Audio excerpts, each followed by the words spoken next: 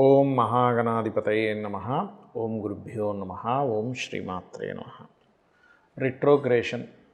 Retrogression అసలు మనకి ఎప్పటి నుంచి ఉంది, దాని మూలంగా ప్రతి లగ్నానికి, ద్వాదశ లగ్నాలు లేదా లగ్నం తెలియని రాశి వారికి ఎటువంటి ఫలితాలు జరగనున్నాయి, అది ముఖ్యంగా జూలై 13వ తేదీ నుంచి నవంబర్ 28వ తేదీ వరకు ఈ శని వక్రత్యాగం అంటే వక్రగతిలోకి వెళ్తాడు. వక్రత్యాగం జూలై 28వ తేదీ తర్వాత వక్రత్యాగం అవుతుంది. దీని మూలంగా ఎవరెవరికి ఇప్పుడు చూడండి, కొంతమంది ఇప్పుడు మేషం వారు ఉన్నారు, ఏలినాడు శని ప్రభావం తగ్గుతుంటుంది. అదేవిధంగా సింహం వారికి అష్టమ శని ప్రభావం తగ్గడం, ఈ ధనస్సు వారికి అర్ధాష్టమ శని ప్రభావం తగ్గడం. దానివల్ల తగ్గడం వల్ల కలిగే ఫలితాలు ఏమిటి, మీ పర్సనల్ చార్ట్లో అది ఏ భావం అయినందుకు ఎటువంటి ఫలితాలు వస్తాయి అనేటువంటి అంశాలు చెప్తుంది నేనైనప్పటికీ కూడా చెప్పిస్తుంది సాక్షాత్ లలిత అమ్మవారిగా భావిస్తూ ఒక్కొక్కటిగా తెలుసుకుందాం. కన్యారాశి, కన్యా లగ్నం. కన్యవారికి కనుక చూసుకుంటే సప్తమంలో ఉన్నటువంటి శని భగవానుడు వక్రిస్తున్నాడు. దీనివల్ల ఏమిటంటే, గతంలో ఎవరినైనా మీరు ఇష్టపడి వివాహం చేసుకుందామని అనుకొని దగ్గర దాకా వెళ్ళినటువంటిది జూలై 13 ఎప్పుడైతే వచ్చిందో వక్రగతి వల్ల మీకు ఏదైతే వివాహ సంబంధించింది అనుకుంటుంటారో అది కొంచెం వెనక్కి వెళ్తూ ఉంటుంది. సర్వసాధారణంగానే సప్తమంలో ఏదైనా గ్రహం ఉండి వక్రిస్తే కనుక, సప్తమ స్థానం అనేది వివాహ స్థానము, పార్ట్నర్షిప్ స్థానాలు కాబట్టి అవి వెనక్కి వెళ్తూ ఉంటాయి. అలాగే ఆ వక్రించినటువంటి శని ఇప్పటికే మీకు జూలై 28వ తేదీ వరకు లగ్నం నుంచి 12వ స్థానంలో ఉండేటువంటి కుజకేతువుల మీద దాని దృష్టి ఉంటుంది. కాబట్టి ఖచ్చితంగా ఏదైనా వ్యాపారాలకు సంబంధించిన విషయంలో, మదుపు పెట్టే విషయంలో, అంటే ఇన్వెస్ట్మెంట్స్ చేసే విషయాల్లో చాలా 100కి 100 సార్లు మీరు దాని గురించి తెలుసుకోకుండా ఇన్వెస్ట్మెంట్ చేయకండి దయచేసి. అలాగే మరొక విషయం ఏంటంటే, ఇక్కడ ఈ శని ఎప్పుడైతే సప్తమంలో ఉండి వక్రిస్తున్నాడో, 6వ స్థానంలో రాహు వైపు ఎప్పుడైతే వస్తున్నాడో, ఈ కుజుడి యొక్క దృష్టి కూడా దాని మీద ఎప్పుడైతే ఉంటుందో, పర్టికులర్గా ఏంటంటే ఈ కాంబినేషన్ మీకు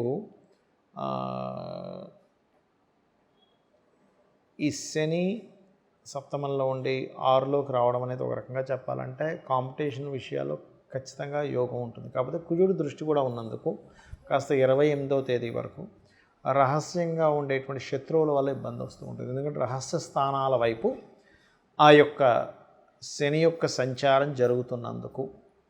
అలాగే కుజుడు ముఖ్యంగా 3-8 అధిపతి 28 జూలై తర్వాత లగ్నంలోకి రావడము, వక్రించిన శని దృష్టి కలగడం వల్ల ఎట్టి పరిస్థితుల్లో మీరు వాహనాల మీద వేగంగా వెళ్ళడము ఇటువంటివి చేయకండి దయచేసి. అష్టమాధిపతి లగ్నంలో సంచరించడం వేరు, రాశిలోన లగ్నంలోనో, లేదా దాని మీద ఇంకొక పాపగ్రహ దృష్టి ఉండడం వేరు. కాబట్టి ముఖ్యంగా వీలైనంత మట్టుకు 28 జూలై తర్వాత ఒక 3-4 నెలల పాటు కొంచెం వివాహ నిర్ణయాలు, పార్ట్నర్షిప్స్ విషయాల్లో అని, లేకపోతే కాంపిటేటివ్గా ఒక్కోసారి మనం తీసుకుంటాం, అటువంటి విషయాల్లో ముఖ్యంగా చెప్పాలంటే 6లోకి శని వస్తున్నందుకు ఒక రకంగా కాంపిటీషన్లో సక్సెస్ కూడా ఉంటుంది, కానీ కొంత వివాదాలు కూడా ఇస్తూ ఉంటుంది. కాబట్టి ఈ విషయంలో జాగ్రత్తగా మీరు సుబ్రహ్మణ్యేశ్వర స్వామి దగ్గర ఎర్రటి పుష్పాలు సమర్పించడము, అభిషేకాలు ఎక్కువగా చేసుకోవడము, గంధముతోని పసుపు కుంకుమ గంధం కలిపి నీటితో అభిషేకం చేయండి, అన్ని విధాలా బాగుంటుంది. ఇక్కడ ఈ వక్రగతి వల్ల ఎటువంటి ఫలితాలు వస్తాయి, దేశకాల సంబంధంగా చూసుకుంటే, ఇప్పుడు ఏదైతే రకరకాల యుద్ధాలని, రకరకాల ఇబ్బందులు ఏవైతే పడుతున్నారో, జన నష్టం ఎంతైతే జరుగుతుందో ఈ వక్రత్వం వల్ల జన నష్టం కొంత తగ్గుతుంది, గుర్తుపెట్టుకోండి, కొంతవరకు తగ్గుతుంది. బట్ ఇక్కడ ఏంటంటే శని ఎంత మీకు గురువు రాశుల్లోంచి వక్రించినా కొంత ఇస్తూ ఉంటాడు జీవరాశులైనటువంటి దానివల్ల. అలాగే శని ఎప్పుడైతే కుంభంలోకి వెళ్తుంటాడో, అదేవిధంగా కుజుడు కూడా కేతువుతో ఉన్నందుకు కొంచెం భూమి చీల్చే అంత సమర్థమైనటువంటి బాంబుల వల్ల కొంతవరకు కొన్ని దేశాల్లో భూమి కూడా చీలుకునేంత ఇదిగా అవుతూ ఉంటుంది. ఇది పర్టికులర్గా మనకి కుజుడు సింహంలో ఉన్నప్పుడు కానివ్వండి, దాని తర్వాత వృశ్చికంలోకి అంటే ఈ ప్రభావం పడటం వల్ల, దీనివల్ల కొంతవరకు ఈ వక్రగతి వల్ల కుజుడు కూడా తర్వాత మనకి సింహం నుంచి మారడం వల్ల మనకి హైదరాబాద్ లాంటి ప్రదేశాల్లో కొంతవరకు ఈ భూ సంబంధించినటువంటివి పెరుగుదల కూడా ఉంటుందండి, గుర్తుపెట్టుకోండి. అయితే మరి ఈ వక్రగతికి సంబంధించింది కానీ ఏలినాటి శనికి సంబంధించింది కానీ కేవలం గోచారం వల్లే ఇంత ప్రభావం ఉంటుందని చాలామంది నన్ను అడుగుతున్నారు. దానికి పర్టికులర్గా మీరు చూసుకోవాల్సింది ఏమిటి అంటే మీ జన్మజాతకం ఏంటో చూసుకోండి మొట్టమొదటిగా. అంటే మీ జాతకంలో ఉదాహరణకు మీరు ఎందులోనూ ఇరుక్కుపోయారు, దాని నుంచి బయటికి రాలేకపోతున్నాం అంటే దాని అర్థం ఏమిటి అంటే మీ యొక్క లగ్నాధిపతి ఎవరైతే ఉన్నారో, మీది మేషం నుంచి మీనం వరకు 12 లగ్నాల్లో ఏదో ఒక లగ్నం మీద అయి ఉంటుంది. ఆ లగ్నాధిపతి ఎక్కడైనా స్ట్రక్కింగ్ యోగాలో ఉన్నాడా చెక్ చేసుకోవాలి. స్ట్రక్కింగ్ యోగాలో ఉన్నప్పుడు ఇప్పుడు చూడండి, చిన్న ఎగ్జాంపుల్, ఇప్పుడు మనకి జలుబు చేసింది, ముక్కు బ్లాకేజ్ అయింది, విక్స్ ఇన్హేలర్ కానీ లేకపోతే ఇంకేదైనా ఆవిరి పట్టడం వల్ల అది క్లియర్ చేసుకుంటాం. అలాగే ఏ గ్రహం ద్వారా స్ట్రక్ అయిందో ఆ గ్రహానికి సంబంధించిన దానం ఇవ్వడము, లేనట్లయితే ఆ దేవత ఆరాధన చేయడం ద్వారా అది క్లియర్ చేసుకోవచ్చు. ఇదేదో భయపడి ఏదో అయిపోతుందని దానికోసం కాదు జ్యోతిషశాస్త్రం ఉన్నది. అలాగే చాలామంది ఎంతో కష్టపడుతున్నా ఇప్పుడు గోచారంలో ధనస్థానం మీద ఇలా ఉందండి అంటే అది ఒక 10 to 15% దాని ప్రభావం. కొన్నిసార్లు అయితే మరీ తక్కువ కూడా ఉంటుంది కొంతమంది ధనయోగాల వల్ల.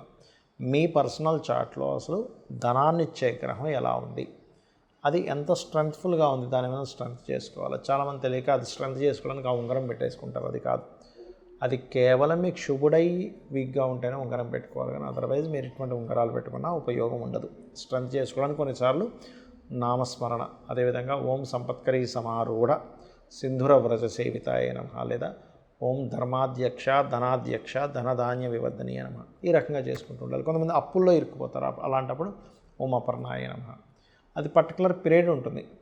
రుణస్థానం ఎప్పుడు మనకి బాగా యాక్టివ్ అవుతుంది, ఆ సమయంలో అనవసరంగా మిస్క్యాలిక్యులేషన్ చేసుకుంటూ అప్పులు చేసుకుంటామా, దానివల్ల అప్పులు పాలవుతామా, ఇది పర్టికులర్గా జాగ్రత్త వహించాలి, గుర్తుపెట్టుకోండి. అలాగే మరొక విషయం ఏంటంటే ఇక్కడ కొంతమందికి సహోదరులతో సరైన కమ్యూనికేషన్ లేకపోవడం, ఇవన్నీ ఎందుకు అవుతాయంటే పూర్వజన్మల్లో సహోదర వర్గంతో మీరు సరిగ్గా ఉండవలసిన ధర్మంగా లేకపోవడం వల్ల సహోదర వర్గంతో ఇబ్బంది వస్తూ ఉంటుంది. లేదా వాళ్ళు మీరు ధర్మంగా ఉన్నా సరే వాళ్ళు కావాలని బిహేవ్ చేస్తే వాళ్ళు కూడా ఖచ్చితంగా అనుభవిస్తారు, అందులో ఎటువంటి సందేహం లేదు. అలాగే ఎప్పుడు నిర్ణయం తీసుకోవాలి, ఏ సమయాల్లో జాగ్రత్తగా ఉండాలి అనేది గోచారం ఎంత చెప్తుందో మన పర్సనల్ చార్ట్ కూడా నిర్ణయాలు ఏ నెలల్లో తీసుకోవాలి, ఏ నెలల్లో తీసుకోవద్దు. చాలామంది నిర్ణయం తీసుకునే సమయం, నిర్ణయం తీసుకునే హోరా, నిర్ణయం తీసుకునేటువంటి మంత్ చాలా జాగ్రత్తగా దాన్ని అర్థం చేసుకుంటూ ఉండాలి ఏదైనా ప్రారంభించేటువంటి విషయాల్లో. అలాగే మరొక విషయం ఏంటంటే ఇక్కడ సంతాన అభివృద్ధికి ఏం చేయాలి, సంతానం కలగట్లేదంటే ఏం చేయాలి. ఇంకోటి ఏంటంటే వ్యాపారాలు, చాలామంది వ్యాపారం ప్రారంభిస్తారు కానీ వాళ్ళకి ఎందులో కలిసి వస్తుంది అనేటువంటిది చూసుకోరు. ఎంతసేపు హడావిడిగా ఏదో ప్రారంభించేయడం, దానిలో ధనయోగం లేదు. అసలు ధనయోగం ఏ వ్యాపారం ఇస్తుందో, అసలు మీకు వ్యాపార యోగం ఉందా లేదా, దానికి సంబంధించిన మహాదశ నడుస్తుందా లేదా అనేటువంటి సూత్రప్రాయంగా ఉంటాయి జ్యోతిష్యంలో. అంతేగాని కేవలం ఏదో ఏలినాటి శని నడుస్తుంది కాబట్టి నేను వ్యాపారం చేస్తే కలిసి రాదను, అర్ధాష్టమ శనో అష్టమ శనో కాదు, ఇది పర్టికులర్గా తెలుసుకోండి. అలాగే వివాహ సమయం దగ్గర నుంచి, ఇన్వెస్ట్మెంట్స్ సంబంధించిన విషయాల దగ్గర నుంచి, విదేశాలకు వెళ్ళేటువంటి అంశాల దగ్గర నుంచి అన్నీ కూడా మీ జన్మజాతకంలో పర్టికులర్ మహాదశ ఏ రూపంలో మీకు యోగాన్ని ఇస్తుంది, ఇది రైట్ టైమా కాదా వివాహం చేసుకోవడానికి, ఇది రైట్ టైమా కాదా పార్ట్నర్షిప్ చేయడానికి, మీకు అసలు మీ జన్మజాతకంలో పార్ట్నర్షిప్ చేసే యోగం ఉందా లేదా, ఇప్పుడు ఇన్వెస్ట్మెంట్ చేయడం కరెక్టా కాదా, విదేశాలకు వెళ్ళడం కరెక్టా కాదా, గోచారం ఎంతవరకు అనుకూలిస్తుంది. కానీ లేదండి నాకు డిజైర్ ఉంది, అలాంటప్పుడు మీరు ఎటువంటి చిన్న చిన్న పరిహారాలు, ఏదో పెద్ద వేలు లక్షలు ఖర్చు పెట్టి పూజలు చేయాల్సిన అవసరం లేదు. చిన్న నామస్మరణ రోజు కూర్చొని ఒక అరగంట 40 నిమిషాలు కూర్చొని చేయడం వల్ల అది మీకు బలాన్ని ఇస్తుంది. మీకు ఆ సిచ్యువేషన్ హ్యాండిల్ చేసేటువంటి శక్తిని అమ్మవారు ఇస్తుంది. ఆ రకంగా మీరు ఎప్పుడైనా సరే గుర్తుపెట్టుకోండి, మీ జన్మజాతకంలో ఉండేటువంటి ప్లానటరీ పొజిషన్స్ ఎలా ఉన్నాయి, అది ఎంత స్ట్రెంగ్త్ కలిగి ఉన్నాయి చూడండి. ఇప్పుడు మనలో ఉండేటువంటి స్ట్రెంగ్త్ ఏంటని తెలుసుకుంటాం. నాకు బాగా స్కిల్స్, రైటింగ్ స్కిల్స్ ఉన్నాయంటారు, కొంతమంది సింగింగ్ స్కిల్స్ అంటారు, మరి కొంతమందికి అకల్ట్గా ఏదైనా ప్రిడిక్ట్ చేసే స్కిల్స్ ఉంటాయి, మరి ఒక్కొక్క రకంగా కొంతమంది స్కిల్స్ ఉంటాయి. బైక్ బాగా నడుపుతారు, కారు బాగా నడుపుతారు. అది ఎలాగో మీ పర్సనల్ చార్ట్లో కూడా మీ జాతక చక్రంలో ఉండేటువంటి గ్రహాలు ఎలా ఉన్నాయనేటువంటిది చూసుకోవాలి. ఆ రకంగా ఆ బలాన్ని